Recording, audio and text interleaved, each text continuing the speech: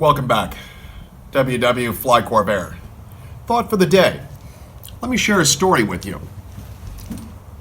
A number of years ago, I was out in Corona, California, visiting Desiree Zablinsky, who was then the head of marketing for Aircraft Spruce. It was her 15th year with Aircraft Spruce, and she took me on a tour. And in the tour, we were looking at all the old photographs down the hallway, and on the occasion, I said to her, what was the thing that was most different about experimental aviation that you were really surprised to learn? And what she shared with me after some reflection was, what surprised her was that people who built home builts, she had imagined when she first started working there, she imagined that people would take them on great adventures and travel and go places with them. And she was always surprised to learn that a lot of home builts never travel more than 100 miles from the home airport. That people didn't utilize the airplanes in the manner that she expected. She expected, her sense was aviation was about adventure, and adventure sort of meant traveling from one spot to the other. And as we go through the tour, Desiree said to me, you've been doing this a long time, at that point maybe 25 years or so. And she said, what's the most surprising thing to you about this?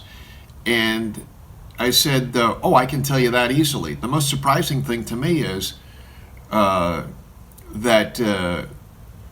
people who engage in home building and spend this level of hours, this level of time, and accept this level of risk and do all this stuff, that they never travel. You think 100 miles isn't a long distance to travel. They don't travel from who they were then to who they could be today. The distance, you look at some people in terms of their home built, I don't care if they flew at 2,000 miles, and I don't care if they flew at 2,000 hours. If their goal was to learn as little as possible, they didn't travel anywhere from who they were then to who they are today. Mentally, the distance that they took was the shortest possible trip that they could possibly come up with. And I found that really shocking, because my own approach to aviation was all about how much you could learn, how much understanding you could have. Sort of highlighted by one of the things I look at is this book changed what I understood about operating aircraft. This is an unbelievable classic that I've recommended to everybody for years.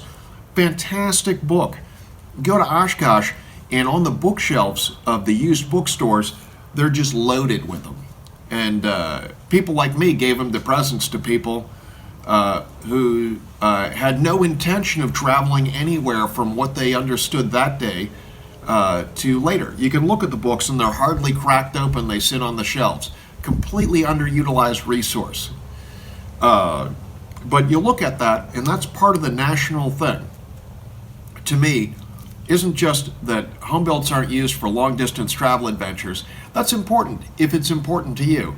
But the trip not taken that I'm always alarmed by and just baffles me is the distance from what you knew one day when you started this to what you understood when you completed it. And it's just astounding to me that some people will spend an unbelievable amount of money, time and effort, but part of their whole goal seemingly is to learn as little as possible along the way, expand their own personal horizons of what they believe they're capable of. Almost nothing. It's a trip that they just adamantly refuse to take, even though for entry price of next to nothing, you have access to one of the world's greatest books on flying and the greatest understanding of stuff. But yet people don't take it. Same way on all types of scenarios on your home build.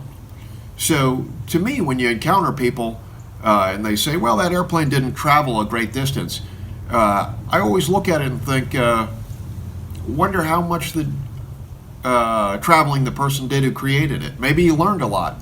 Maybe he operated things differently. Maybe he saw his personal capability as being very different. These are all topics that, in a consumer approach to experimental aviation, where big new flashy products, they don't give a bug's butt about what you learn or how you feel about yourself. But to me, the entire endeavor isn't even worth engaging in if all you're going to do is spend money and have something in the end. What you ought to be in possession of is a different understanding of your personal, not just your knowledge of airplanes, but your personal feeling about what you're capable of. If that's the type of stuff that you're interested in, give Corvairs a good look, because that's the foundation of what we're doing here. Thanks very much. Please remember to subscribe if you like this type of content, and we'll see you out on the flight line.